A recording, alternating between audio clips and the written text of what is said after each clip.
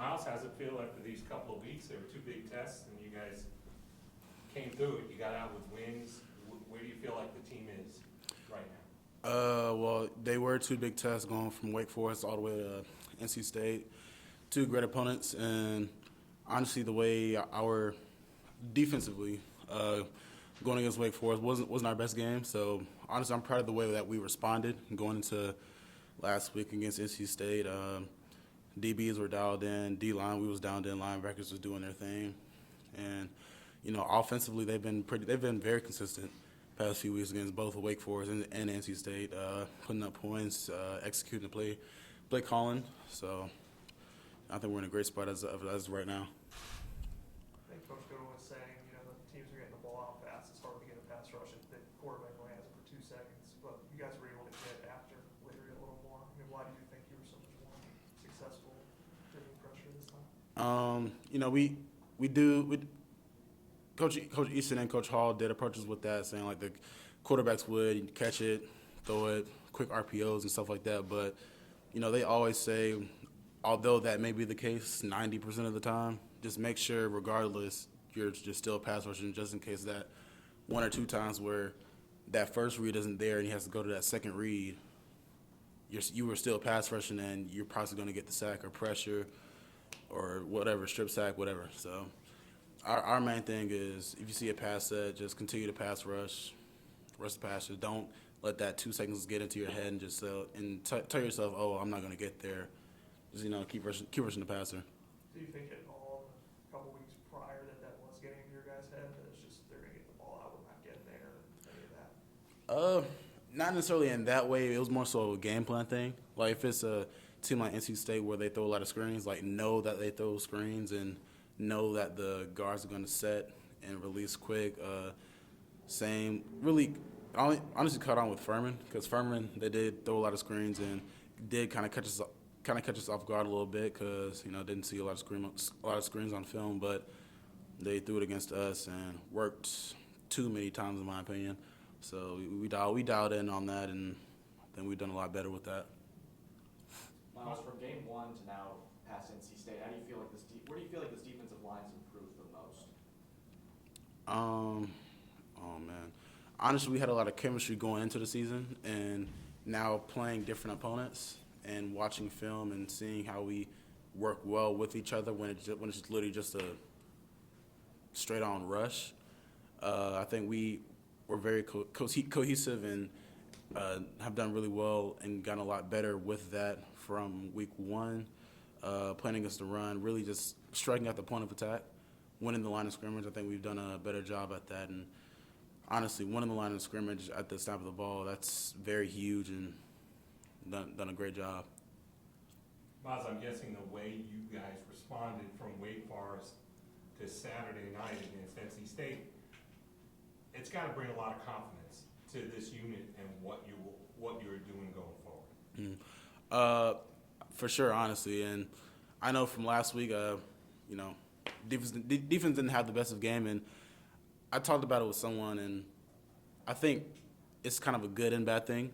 Kind of the defense kind of needed a game like that to know what it feels like to, I guess, not have the best game, and know what you need to do to prevent that from happening, and having that short-term memory of just forgetting it and going on to the next play, and then when that game's over, remembering the bad and growing upon that to bring it into next week. And Sweeney says it a lot. You can't bring the bad stuff carry over the bad stuff into next week. You just gotta learn from it and grow upon it. You can't bring the good from last week into this week. So you just gotta keep on pushing, growing, watching film, and just going day by day. Myles, looking ahead at the schedule, there's 2 back-to-back games on the road. Does the preparation change? Can you walk us through kind of what it's like knowing you have to use extra days to travel? Honestly, maybe the preparation schedule may change, but honestly, the intensity is always the same, whether whoever the opponent is. Because Sweeney says it a lot.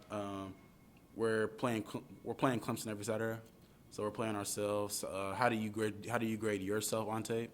And so far as like hoping the opponent doesn't play as good, so you do have success, like regardless of how the opponent plays, how did you do? How was your success? How was your effort? How was your intensity and stuff like that? So yeah, the intensity is going to stay the same. We're going into Mental Monday in a few hours, so I'm sure the coaches are in the staff rooms right now, game planning. So yeah, intensity is going to stay the same. Do you know much about Boston College's offense yet? Watch a little bit of film on them, and good, very, very run heavy. Good bit of misdirection. Very accurate quarterback. Hit his spots anywhere, honestly. Short to mid range throws. Throw it over the top every once in a while, but honestly, just started watching film on them. Going to keep watching film on them, and I'll know more about them. Thanks. Going back to Furman, I think that was a week where Coach Sweeney said there was some loafing on the field. I think he brought up specific, I think her name specifically, maybe just as an example. But do you hear that? And does that make you want to respond in any way? I mean, when you hear that it wasn't always effort-wise what you wanted. I hear the message and I hear his intent. His intent is really just to see how I'm going to respond to that. It is calling me out. So I mean, I really just gotta respond and have my film speak for itself. Honestly. You talk about grading yourself. I mean, how do you feel like you would grade the first 4 games of the season as opposed to this 5th one? Honestly, not well. I guess personally, not too well. But I've always been a hard grader, even for some of my best games or some people that would think were my best games. I probably graded myself as so many things could have been so much better, and that's with any game with anybody. Something can always be improved, but I'm always my hardest critic. So I guess going from the first 4 games, they were, I guess, okay. This past game, better.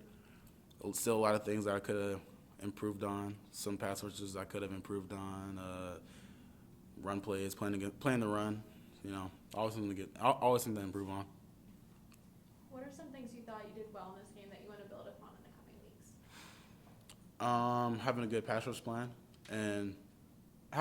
rush plan and being more consistent in that pass rush plan and film study, knowing the backfield sets and what they like to run out of those sets, and really just within the play call, knowing what I need to do and what I can do according to that backfield set and knowing what they like to do out of that. That's pretty much it.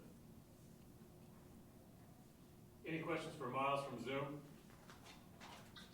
Hey, Myles. Sorry, real quick. Hey, Myles. Trevor Gross, SeaTigers.com. No sacks in those first 2 games. 3 sacks in the last 3. Were they double teaming you at all in the first couple games? Well, yeah, that's double team, slot protection, running back, tight end checks. That's gonna come with every game, honestly, and that really comes with game planning and watching film, and I guess knowing how the offensive coordinator is gonna think. And I've never been one to want to use excuses, so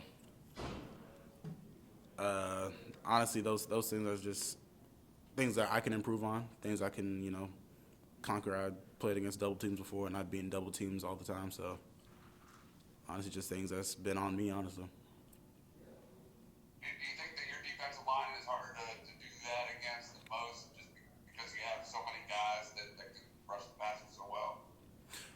Yeah, I do believe that. Whether whoever's double team, whether it's me, Brian, KJ, XT, Tyler, Root, whoever, if one person double team, someone else has a one-on-one, and my expectations for me and anyone else on the line is if you have a one-on-one, you got to win it, because I see the one-on-one pass rushes every day against our O-line, and honestly, to put in short words, it looks fantastic in my opinion. So that's just my expectation. If you have a one-on-one, you got to win. Thanks, Myles. Hey, Myles, it's Mitchell Summers with Fox, Carolina. It's you and Syracuse the only unbeaten in the conference left on your side of the conference.